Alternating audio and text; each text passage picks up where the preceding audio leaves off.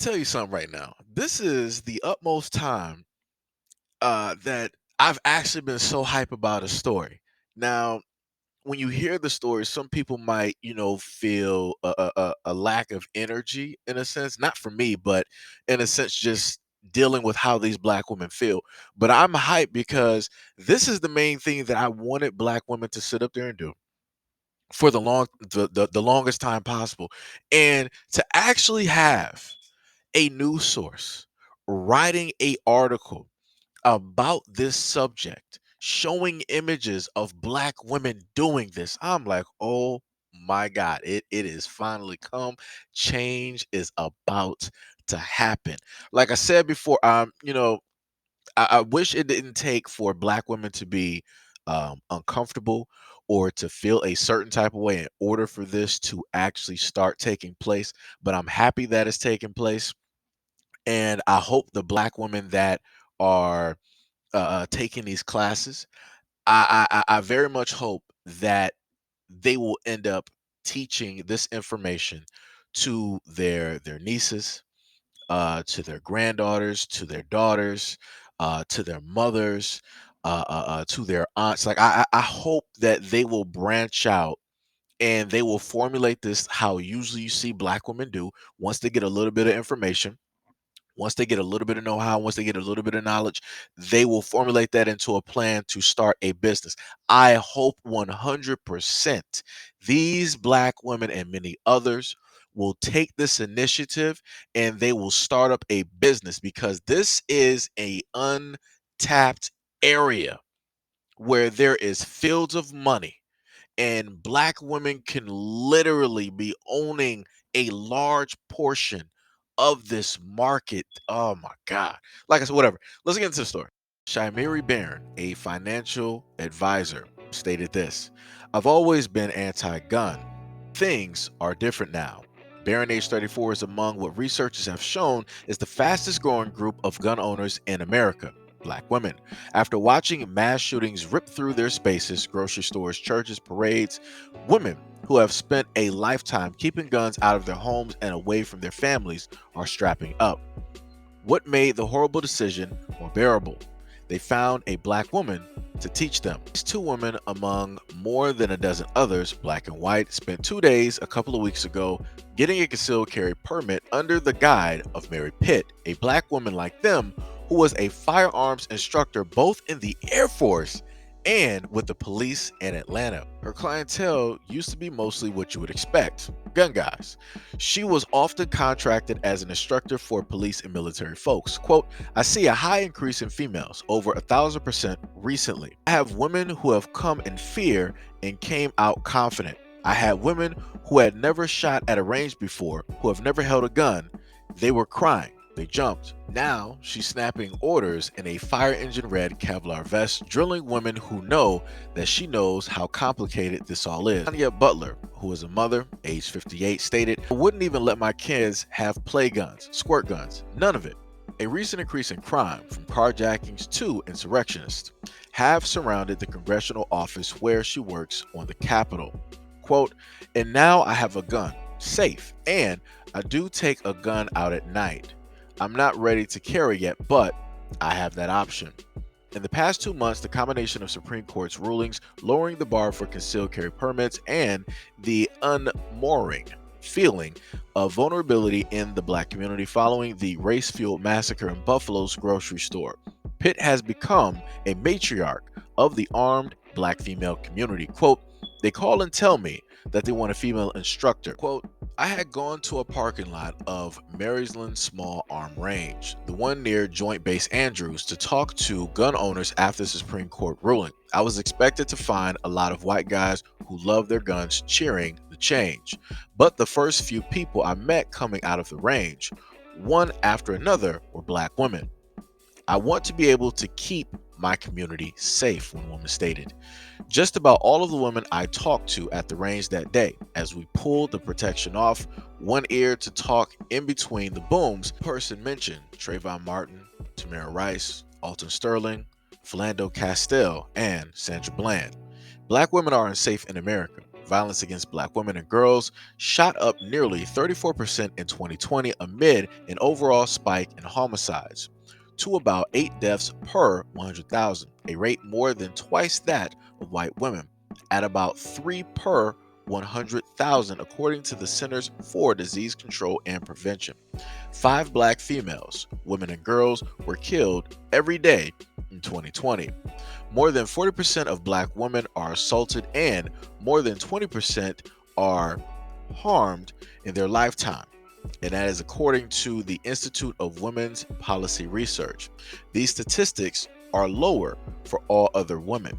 And amid this trauma, black women are expected to fill a stereotype rooted in truth that they are the strong ones in the community or family holding it all together. Women stated that they feel that America has let them down when it comes to feeling like they are protected, and it's an important part of the gun control conversation.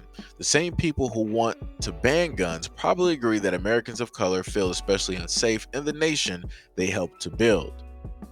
Yo, let me tell you something. I had to do quite a few edits to this video because I was so excited that I was trying to rush through the whole story just so that I could start talking. Let me tell you something. I've waited for a moment like this for quite a few years where you would, start to see stories of black women educating themselves on firearms, going out and getting their license to carry, or even just going out to the shooting range.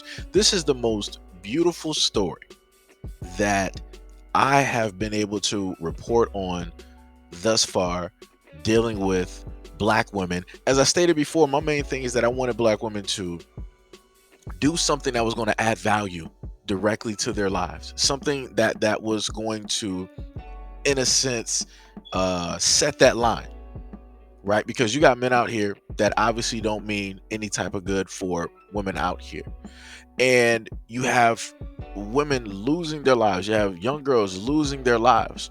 And the main thing that I've stated, especially to the women who are single or who are single mothers, yo, go out there and learn some self-defense. Go out there, take boxing, jujitsu, Krav Maga, whatever it is. Go out there, learn some judo, kickboxing. Go out there and learn some firearm training, or at least learn how to shoot. Get comfortable, because the main thing is you have to get over that initial fear. You have to get over that initial shock. The main thing is that you need to have this information so that if push comes to shove, so that if a man does come along that means you harm, you can quickly get rid of whatever is directly in your way, and you will be alive. Nobody has to worry about a funeral arrangement. Nobody has to worry about life insurance. Nobody has to worry about trying to look for a missing person. None of that. The only person missing is going to be the one that came there to mean you harm.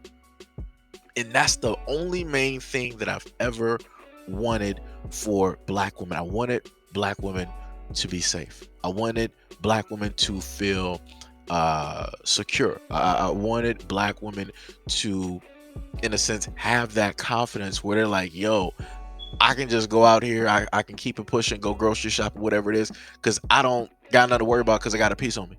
Let somebody roll. I wish somebody would. And it's like, yo, it's now it's at that point. And the main thing I told y'all before is, when it gets to that point, that then is going to tell a lot of these dudes out here, like, yo, you can't act and decide that you want to go after women. You can't do that, because you're going to get jacked up. You're going to be missing. It ain't going to be the woman that's going to be missing. You the one that's going to be missing. Your body is just going to be laying there, and they going to go off about their day. Like I said before, they're not going to have to really explain nothing but a few details. It's like, yo, he was trying to do this, and bow. Like I said, for a lot of these dudes out here, y'all better sit up there and straighten up, because you about to get hit with that Alec Baldwin real quick. They gonna, yo, I'm trying to tell y'all, this is the main thing that I wanted to happen, because the main thing I've told women before is that you have a lot of dudes out here that just initially just mean bad news, right? There's nothing that you can do. There's no way to sit up there and change their mind. The only way to change it is to sit up there and just take that mind directly out of the equation, right? You get what I'm saying? So the main thing that I wanted women to do is to always have that confidence that confidence, I'm sorry, and to always have that knowledge and that security. And then on top of that, like I said earlier in the beginning of the video, like, yo, this would be a very awesome and great thing to see black women on social media collaborating with one another after they get this information to start a business where it's nothing but women training women. It's an all women's like firing range, all black women firing range, and they're sitting up there training young black girls. They're training girls who are teenagers. They're training young black women and older black women. It'll be, yo, that would be the most dopest TikTok, IG, viral moment that you could literally have. Like if people want to talk about black girl magic, black girl positivity, all that's what that would be. That's what that would be. And like I said before, this would send a shock to the system for all of those guys out there that think that they can automatically come after women just because there's a size difference, a weight difference, a height difference, somebody stronger than the other person. Like I said, that's the equalizer right there. It don't matter if the woman is like 5'4" and the dude is like 6 feet, 300 and something pounds. A couple of shots, that dude is on the ground. Y'all the same height. That dude is on the ground. He's crying. He is on the ground. Like I said, no matter how tough any dude is, he sit up there and get a couple of shots and it's burning, he's crying. He's going to be yelling. And due to the fact that a lot of these guys that have always been going after women have never, in a sense, felt that pain. They've never had to look at the supposed prey as the predator. Because that whole change never happened, this is why you still have a lot of these things taking place. This is why. Because it's going to realistically take for women to start 100% going out here and doing this and defending themselves time and time again, and for stories to start getting into the headlines showing, oh, this woman, she was abused for, you know, like a decade or 5 years, and the last time the dude tried to do it, he ain't no longer here. This girl, she was with her abusive boyfriend and he was trying to drag her somewhere, and she said enough was enough. This dude was trying to carjack this woman, this mother and child, and the mother said enough is the moment in time that you start having more and more and more and more and more and more and more of these stories taking place. You're going to have a lot of dudes be like, yo, I got to straighten up. I can't do this. I ain't about to be sitting up here, you know, losing my life, acting reckless, acting stupid, acting illogical. Now, you'll have some of the ones that might have a little bit of common sense. They might decide to sit up there and switch it up and be like, you know what? I'm done with that life. I'm no longer going to sit up and do that, because at any point in time, my life could be gone. I'm not about that life. But like I said, you'll still have those other ones out there that are still going to want to do what it is that they've always been doing. And those are the ones that you're going to 9 times out of 10 have to deal with. And it's going to come to that decision on either your life or theirs. And I pray to whatever God is out there that you choose 1,000% your life. Don't let no fear, don't allow no type of tears, allow all of that training that you did, allow all of those hours of that firing range fully take over.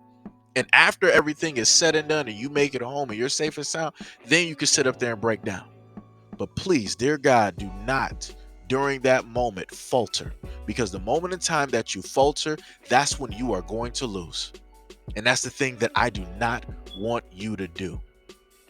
Like I said, y'all can complain about all the videos that I sit up there and do. It is what it is. But this has been the main message that I've always had in a multitude of my videos. So like I said before, if you decide to sit up there and still cry about the videos that I do and everything that's, like I said, it is what it is.